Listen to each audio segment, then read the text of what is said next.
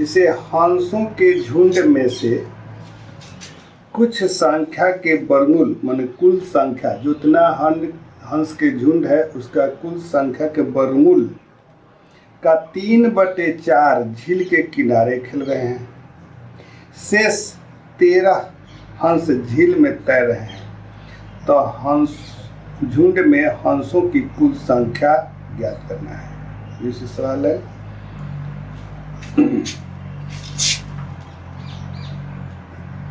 तो सबसे पहले मान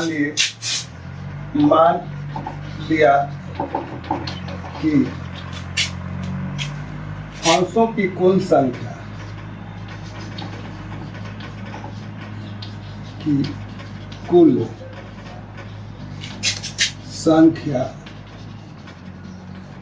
बराबर x है। अब x का वर्गमूल निकालेंगे। वर्गमूल हो गया √x। अब सवाल में कहता है कि जो कुल संख्या के वर्गमूल का, अब क्योंकि √x के वर्गमूल x के वर्गमूल √x हो गया का 3/4 बराबर 3/4 √x झील के किनारे खेल रहे हैं। झील के किनारे खेल रहे हैं।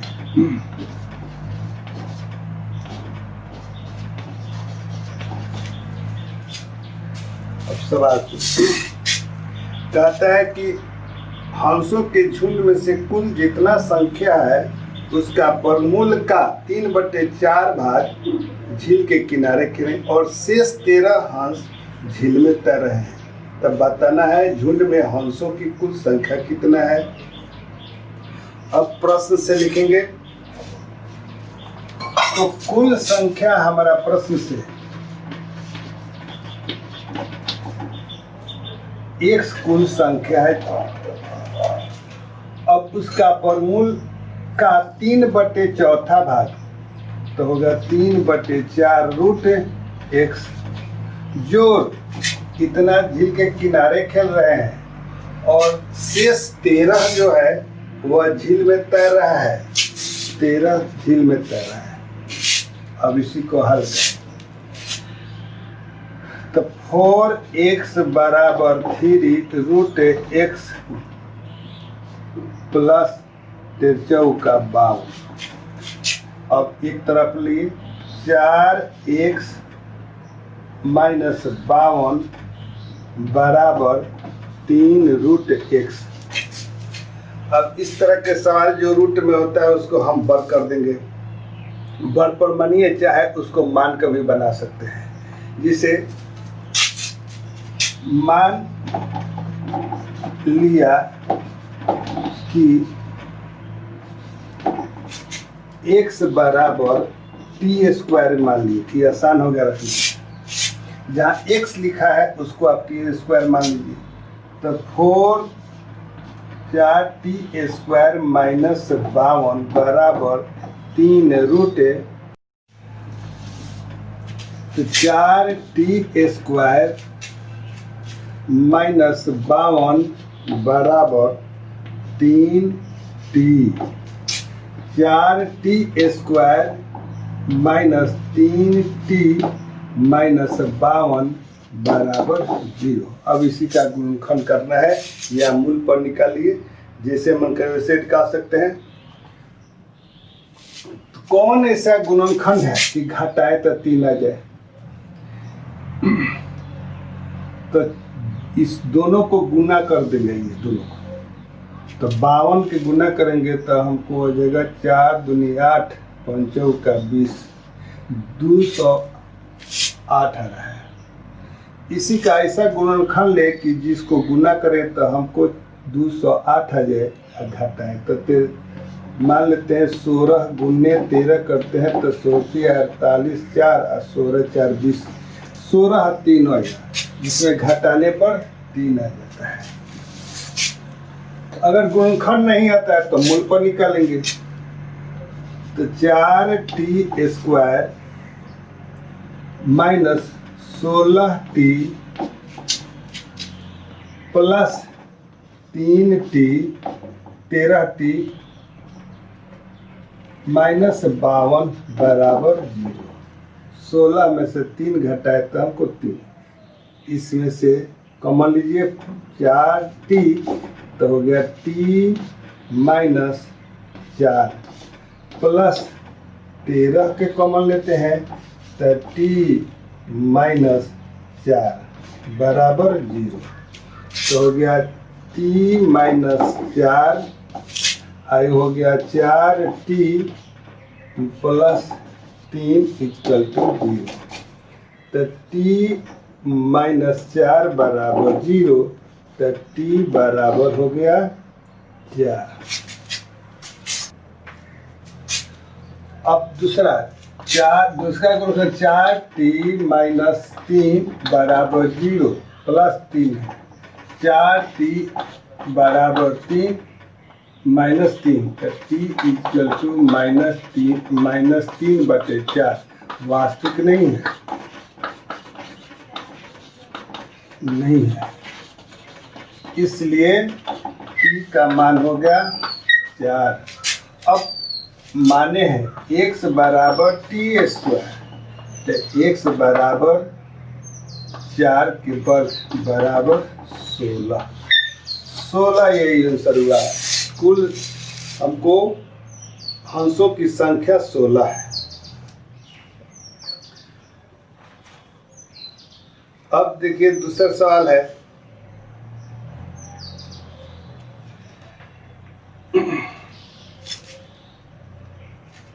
दस को इस तरह दो भागों में, दो राशि में बांटा गया है कि एक का वर्ग दूसरे के 9 गुना होता है, तो छोटी राशि क्या है? सवाल से फिर से सुनिए। 10 को इस तरह से दो राशियों में बांटा गया कि एक का वर्ग दूसरे के 9 गुना है, तो छोटी राशि क्या है? 10 गुना है दूसरे के 9 गुना।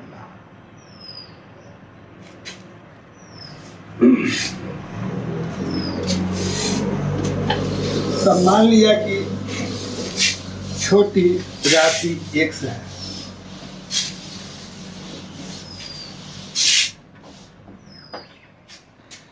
इसमें छोटी मान लिया कि छोटी संख्या बराबर x। उसी तरह आप कहता है कि दूसरी संख्या निकालना है, तो दूसरी संख्या हमारा दोनों का योग x है, तो दूसरी संख्या बराबर 10 माइनस x, दोनों का योग 10 दिया है। सवाल में आगे कहता है कि एक का वर्ग दूसरे का 9 गुना, एक का वर्ग जो है दूसरे का 9 गुना। तो प्रश्न से 10 माइनस x के वर्ग बराबर 9x। 10 है 100 minus 2 into 10 into x plus x² equal to 9x। तो x² माइनस 10 दूनी 20x माइनस 9x प्लस 100 बराबर 0। x² माइनस 29x प्लस 100 बराबर 0। संकलन हमारा सेट हो गया इतना। अब यही 100 के, अब यहाँ इसका गुणांक 1 है, तो ये 100 का गुणनखंड करेंगे। 100 के ऐसा गुणनखंड करें कि जोड़ने पर 29 आए, तब 25 चौका 100, तो x² minus 25x minus 4x plus 100 बराबर 0। x को कॉमन निकाल दिए तो x माइनस 25 अब माइनस 4 को कॉमन लिए तो x माइनस 25 बराबर 0। तो गुणनखंड बना x माइनस 25 फिर x माइनस 4 इक्वल टू 0। तो x माइनस 25 बराबर 0 तो x इक्वल टू हो गया 25। फिर x माइनस 4 इक्वल टू 0 तो x इक्वल टू हो गया 4। x का मान आ गया हमको 4 और 25।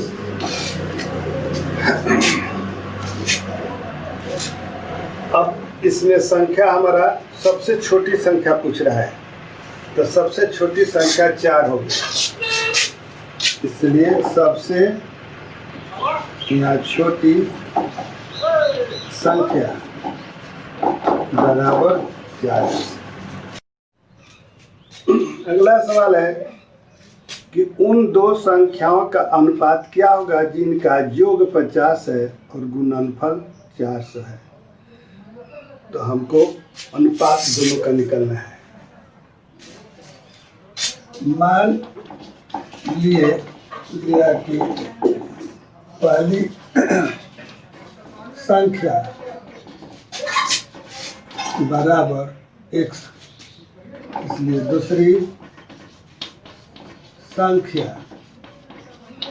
बराबर 50 माइनस x। दोनों का जोड़फल 50 है तो x कटा है तो दूसरी निकल है। प्रश्न से दोनों का गुणनफल x इंटू 50 माइनस x बराबर दोनों का गुणनफल 400 है। तो x 50 x minus x square बराबर 400। तो x square minus 50 x plus 400 बराबर 0। अब 400 के ऐसा गुणनफल कीजिए जिसको हम जोड़े तब 50 है। तो 400 के गुणनखंड करें तो 400 के गुणनखंड होता है 40 गुने 10। 400 होगा और 40 में 10 जोड़ेंगे तब 50 होता है। नहीं आता है इस तरह तो मूल पर निकालेंगे मूल विधि से।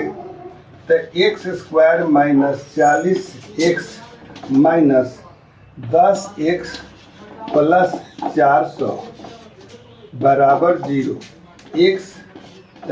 x माइनस 40 और माइनस 10 तो x माइनस 40 बराबर 0। तो x माइनस 10 एगो हुआ और x माइनस 40 बराबर 0। तो x माइनस 10 बराबर 0 तो x equal to 10। x minus 40 बराबर 0 तो x इक्वल टू हो गया 40। यही x का मान है, एगो 10 एगो 40। अब सवाल में कहता है कि दोनों का अनुपात निकालना है, दोनों संख्या का। इसलिए अनुपात बराबर 10/40 बराबर 1/4 बराबर 1 अनुपात 4 का अनुपात दोनों संख्या में।